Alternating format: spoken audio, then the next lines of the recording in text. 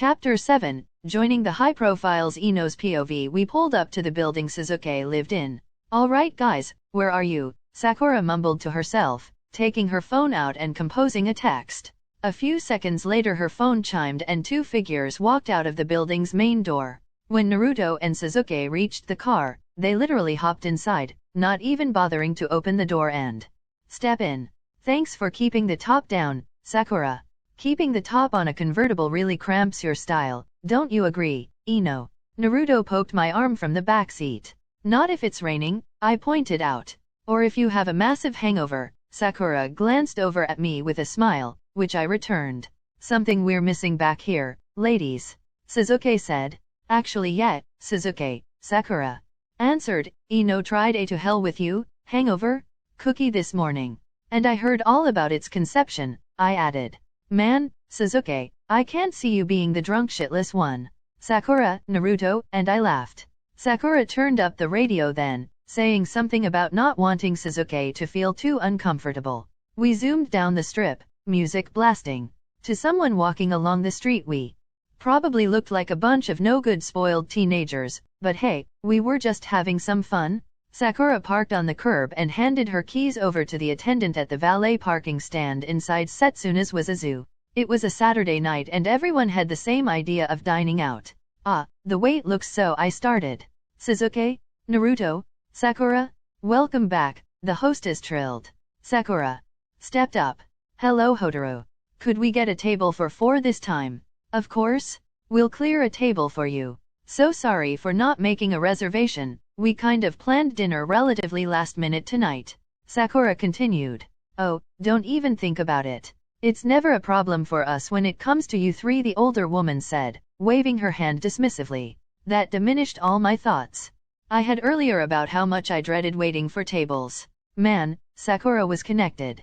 As the hostess led us farther into the restaurant, I couldn't help but think about how luxurious the place was. The lighting was low, the bar was clean, and all the waiters and waitresses had their own unique look, as if they hired based on their modeling potential rather than their skill. The hostess, Hotaru, seated us at a table with 4 seats, 2 on either side. Sakura followed Suzuki over to one side, leaving me with a spot next to Naruto. I mentally reminded myself to thank her later. Conversation flowed easily between the 4 of us. By the time our entrees had arrived, we had covered the topics of movies, music, and even a little of world politics. I was surprised by how thorough they were able to discuss world issues. So they didn't live in their own little bubbles, after all. Not that I originally thought that, really. We finished our main courses and were waiting for our dessert. "So Sakura, how are your parents doing?" I asked her. "My parents? Oh, they're good. In fact, I just got an email from them a few days ago. Let me find it." She rummaged through her purse for her cell phone and pulled up the email. "Here it is." She passed the phone to me. Displayed was a picture of a man and a woman. The man was tall and relatively good-looking for a man of his age, and the woman was petite and youthful. Neither had pink hair, though. Where had their daughter inherited such a trait? "They're in the sand right now, filming their latest movie," Sakura continued. "It's a pity I can't tell anyone about their projects before they come out in theaters. You guys would love this next movie." I handed the phone back to Sakura. "Are your parents gone a lot?" "Yeah," I saw a small glint of sadness in her eyes.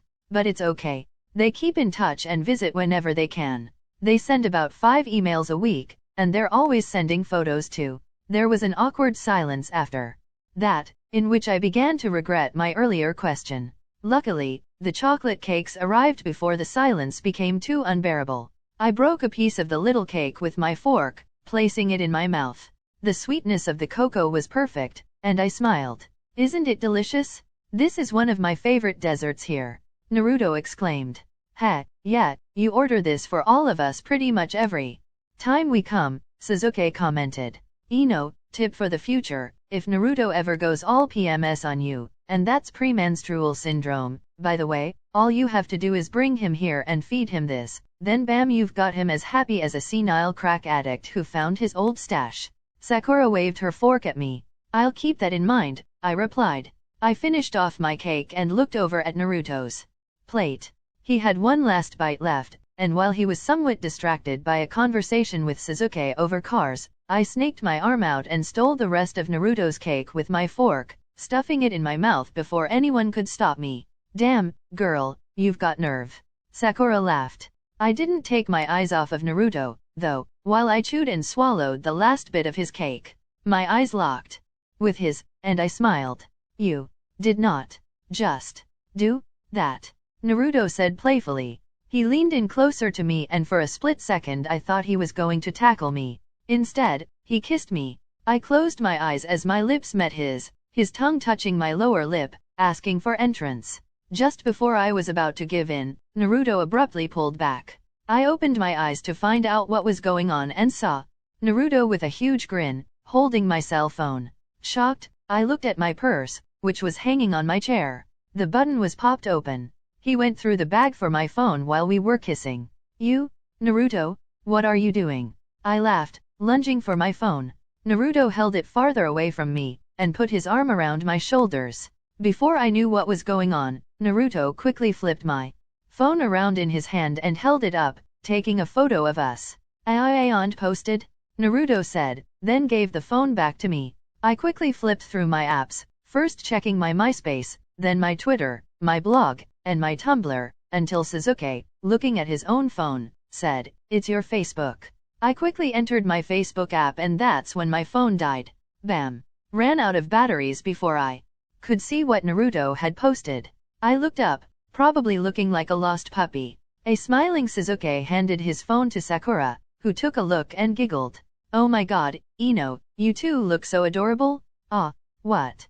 What? Let me see." I practically begged. "No way, Ino. You're just going to have to wait and see this one on your own." Sakura smiled, shaking her head at me. "And you really shouldn't let your phone automatically log into your accounts for you, especially if you're going to be around Naruto for a while." I looked over at Naruto, who was sitting back in his chair with a goofy smile on his face. "Am I going to want to kill you when I see this?" I asked him. "Maybe. But I know you won't." He winked at me. After dinner, Sakura dropped me off at my home. After saying my goodbyes to her and my greetings to my parents, I bounded up the stairs and into my bedroom, shutting the door behind me. I didn't even bother taking off my shoes before walking over to my desk and opening my laptop. When the damn thing finally turned on, I hastily logged into Facebook. My notifications popped up and I read Sakura Haruno, Sasuke Uchiha, and 72 other friends like your picture. Panicking at the number of people who had already seen the post, I clicked to my wall and looked at the very top post. I clicked to enlarge the image. A smile grew on my face as I looked at the picture Naruto had taken just a few hours ago. It was of him and me, of course, while I was trying to grab my phone back from him. It was a lot better than I thought it would be. A whole lot better, actually. To someone who wasn't there, the photo looked like the two of us were out at dinner together, and held the camera up together to snap the photo.